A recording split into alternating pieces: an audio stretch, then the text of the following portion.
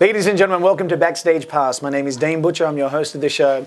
And in today's episode, I'm really excited to sit down and talk to a gentleman who over the years has become a really good friend.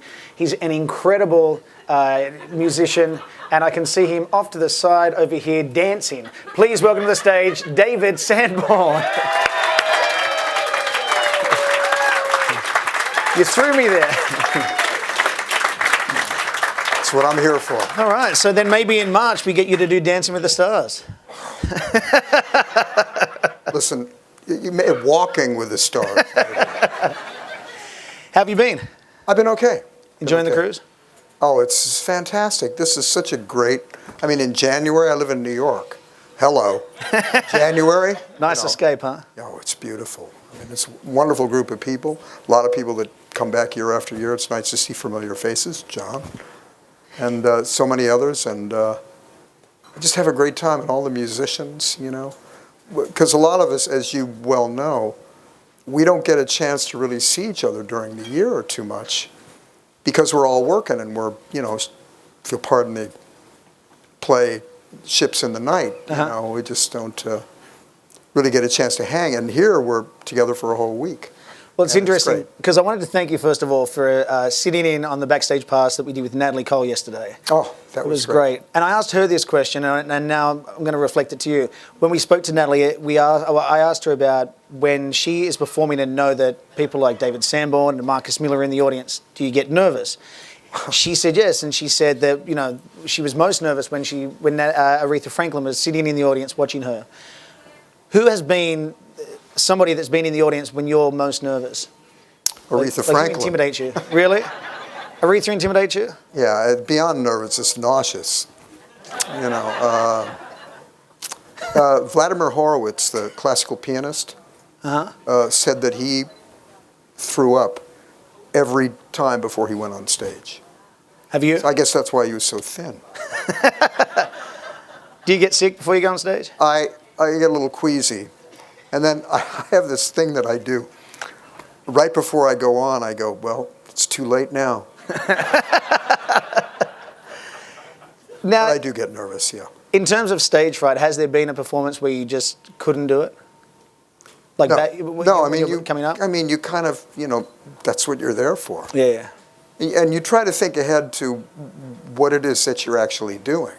Mm-hmm. And I think the stage fright is kind of it's an ego thing, It's all your neuroses and insecurities kind of rise to the surface, and you're a little jacked up. You're ready to go on, and you hope I don't screw up, and I hope they like me, and all that stuff that it's just deep psychological stuff. Do you have a lot of insecurities? Oh no. Whoop. Absolutely. Such as? Well, just take your pick. Give me a list, and I'll check things off. Yeah, I'm... See, I look at it as you are David Sanborn. You on our cruises every year, and I've had the pleasure of meeting you and knowing you over the years and becoming friends, and even been to your house in New York.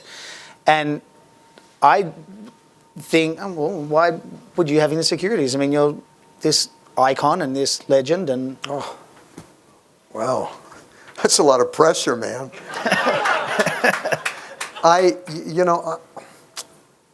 This is going to sound weird, and this is not like false humility or anything.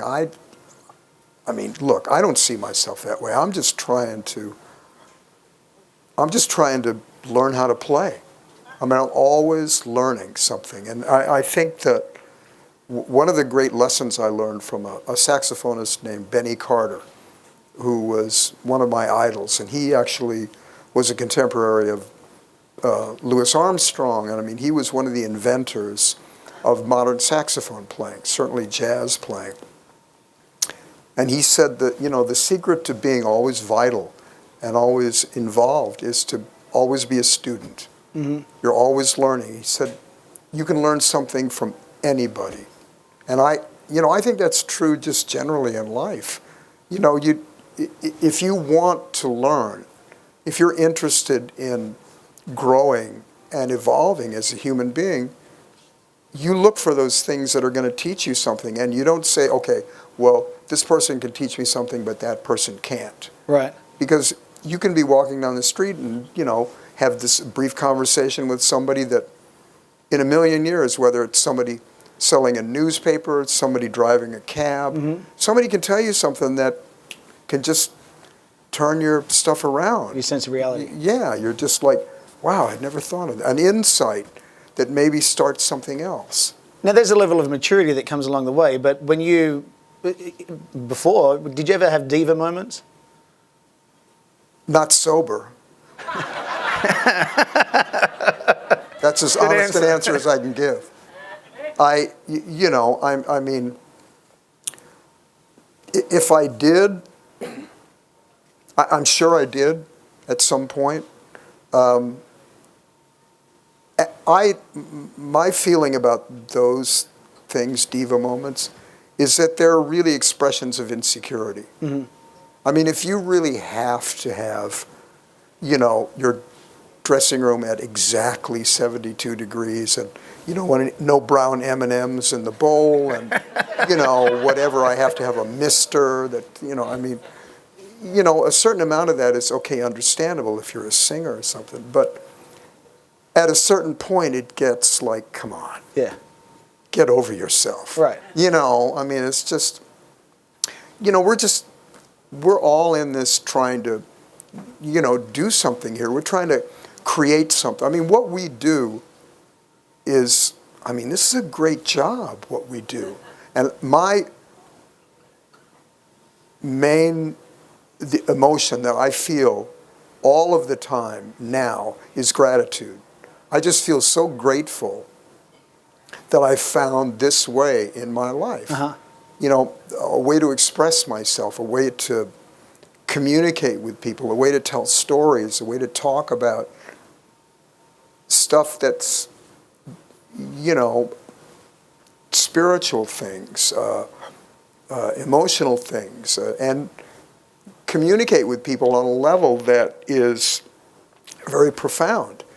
And when you're up on stage and, you're making something out of nothing. You're creating something where before there was nothing, there was silence. Right. And that's a good job. Yeah. And you see the expression in people's faces, and yeah, we're moved by it. And well, once again, I'm grateful for that because I'm going to do it anyway. Yeah. Whether anybody's there or not, whether there are 1,000 people or 20 people or however many people there are, or nobody. Right. This is just what I do. And I'm incredibly grateful that there are people who still want to hear what I have to say. And that's, I don't know how. No, I like that. The interesting thing is because Dave and I have had many interviews throughout the years, and it's great because we've often talked about music, and I knew that today we were going to go down a road that is, very different, and that's sort of what this episode is going to be about. But stick around. You're watching Backstage Pass. We'll be right back with David Sanborn. Welcome back to Backstage Pass, here with David Sanborn.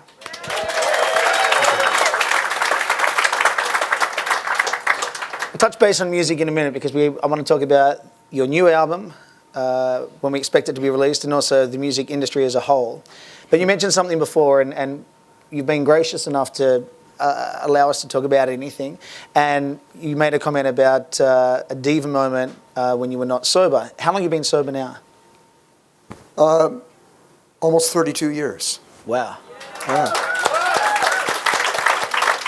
It's better. How long did it take? Depends on how you look at it. From the time I first realized that I should stop and the time I actually stopped, maybe 2 or 3 years. And now this doesn't count the times that everybody told me I should stop, because this is starting with when I got to stop. Right. And then thinking, oh, okay, I got this under control, and and then just you keep relapsing. Yeah, pretty much. Yeah. And it's a habit. Right. I came up in the 60s. Well, I mean, I was born in 1945. So, you know, I came through the 50s and then the 60s hit, and, you know, it was okay. Right. Well, let's go. And, you know, drugs were plentiful. Everybody did drugs. You drank to take the edge off. And there's probably less education about it. Well, yeah, I mean, and you know, you're 22 years old and bulletproof. Right. You know, and you think, oh, I can do this. You know, and you can for a while. And it's fun for a while. Right. And then somehow, at some point, it turns on you, you know, and you don't see it happening. You know, it's like, there's some expression like, you know, you drink and then you become a new man, and then the new man wants a drink. Right. And then, you know, and then it's, you know, and some people have common sense about it and control, and many of us didn't. And I was, you know, one of the ones that didn't, and I just had to really, you know, take a long, hard look at where I was going, because relationships were falling by the wayside, and that started to become more important than playing music. And you were growing up. Yeah, and, you know, and I forgot, you know, the fact that music really, when I was a kid, saved my life in many ways, spiritually, physically. It saved my life. You started to play. Yeah, for your health, I started as therapy, you know, but even before that, you know, because I was in the hospital for a year and then paralyzed from the neck down for a year after that, from 3 to 5. Wow. So I was in an iron lung, you know, and the whole, it was one of those, wow, right, you know, things. And when I got out of the hospital, you know, I would be in bed. I couldn't really move, and I would listen to the radio late at night. And this is, you know, 1950, not even, 1950. Right. You know, not 1949. So, you know, there were I lived in St. Louis. There were country music stations.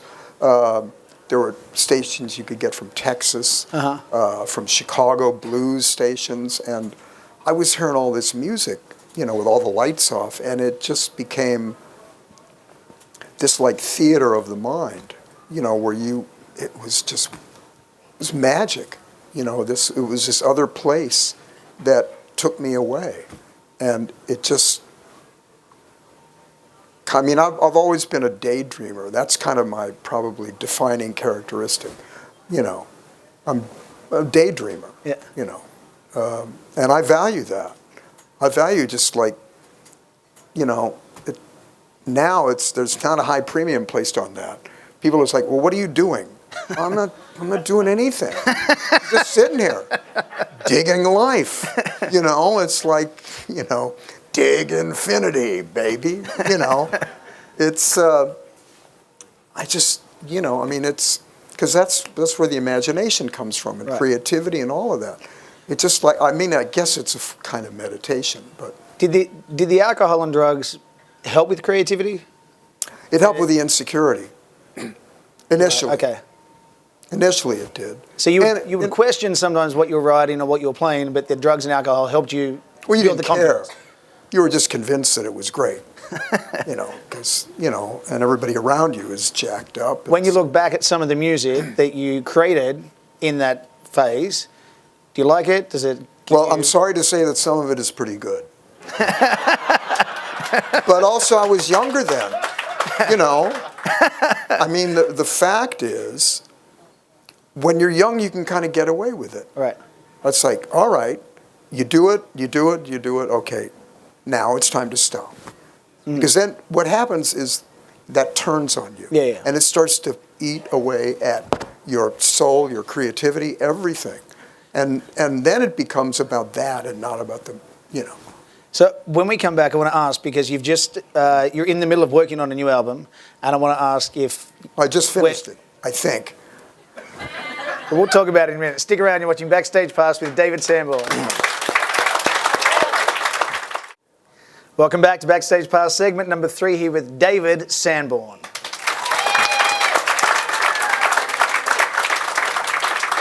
This new album, You comfortable with it? Yeah, I never am. I mean, I guess that's some of my insecurity. I mean, I have a hard time finishing things, because I always want to go back in and like, okay, I can do that better, or, because you live with this stuff for so long, and there's a tendency to start to hear the flaws. So I had to really, the whole process of doing the record took on and off about a year, but most of that was spent stepping away. But is it neurotic behavior to go back in and pick it apart? Yes, and I try not to do that. I try not to actually go in and, the ironic thing is I did all of my playing live. Oh, really? So I didn't really start tinkering with that kind of stuff, but I added different layers of percussion, I added a couple of guitar parts, and then I recorded a couple of more songs, and then I dumped those and then picked up some more, and it was like, okay, well, this works and that works, and then it's like, and then I just got very confused. So when will we hear it? What's that? When will we hear it? Theoretically, it should be out in March. Realistically? Well, that's as real as I can get. What's the inspiration of the album? I don't really know. There was no central spark that said, or this is going to be this kind of a record or that kind of a record. It's not really in any lane. No, I mean, I was listening to a lot of West African music, a lot of percussion. There's a lot of percussion on this record. Nice. Very percussion heavy. Marcus produced it. Okay. And now that's the first time he's produced an album with you since when? I'm trying to think of the last one he produced. It's been a while, right? It has been a while. Yeah. I mean, as you know, we've worked together so many years, and most of the albums that people know me for are Marcus Miller produced, and certainly, written. When you go 90%. back, having an album produced by Marcus, is it picking up where you left off? I mean, you guys see each other in here every year, but is it just? Well, yes and no. I mean, we have a shorthand, obviously. Right. It's like, did you think well, no, I didn't. Well, okay, kind of that. He's going to watch this, so. I know. He'll know what I'm saying. But, I mean, the great thing about Marcus is that he knows my playing so well, and he can read me so well, that if we start playing something and he senses some kind of, he knows how to interpret, like, how I'm reacting. Right. And he'll accommodate that in ways that I don't always see. And is that vice versa? Do you do the same with him?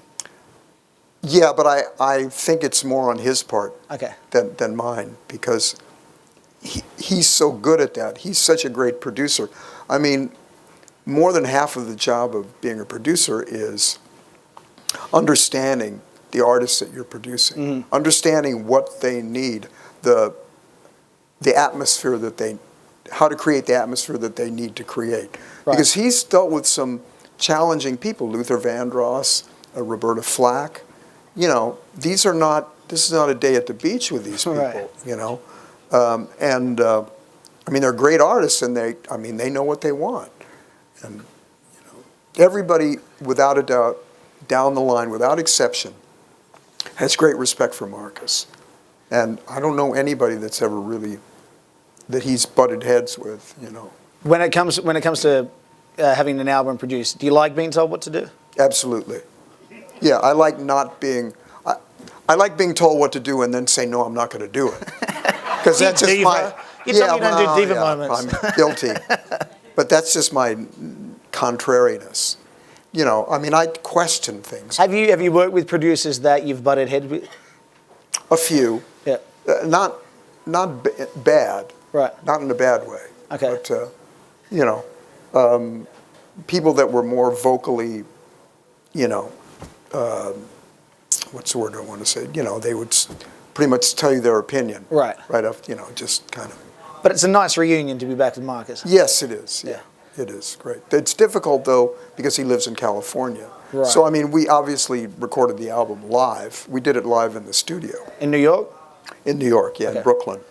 And Do you have a special guest on the album? Randy Crawford.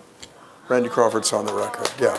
Who has been one of my favorite singers forever and ever. And she's just... Is this the first time you've recorded with her? It's the first time she's performed on one of my records. Right. We've worked together before, and I've played on her things before, but this is actually the first time we've actually worked together. Now, when she comes in, does Marcus direct her completely, or do you assist with that, and does she accept it? She's remarkably easy to work with in the studio. She just wants to, you know, we all want the same thing. Right. I mean, that's, you know, you want to serve the music. Cool. And it's not necessarily about looking good yourself at the expense of everything else. It's about the whole thing looking good, the whole thing sounding good, you know, and that's really, you know. I mean, we have to wrap this up, but I want to know one thing. Music now is, you know, there's so many different artists and so many different styles of music, and there's various fusions and things. Who's on your iPod? My what? Your iPod. iPod? Whose 45s are you playing? Thank you. Gosh, so many people. I mean, there's nobody that I really seek out because there's so much music out there. I mean, I've always been a huge fan of D'Angelo's. Yeah. So I'm always interested, even the stuff that doesn't hit me right away. I say, you know, this guy is so talented that I just, you know. That's cool. I have to, you know, his last album, Voodoo, was a killer to me. One of the great R&B albums of all time. Bruno Mars. Yeah. Gosh. Incredibly talented. And so many people, you know. That's awesome. Yeah. That's awesome. David, I want to thank you so much. I mean, we've done a whole bunch of interviews before, and not only thank you for coming on the cruise every year and performing for the guests and entertaining them, but this is hands down my favorite interview, and you're so gracious to really expose yourself as you did today. And so on behalf of everybody, thanks so much. Ladies and gentlemen, David Sanborn. Thank you. Thanks, man. I appreciate it.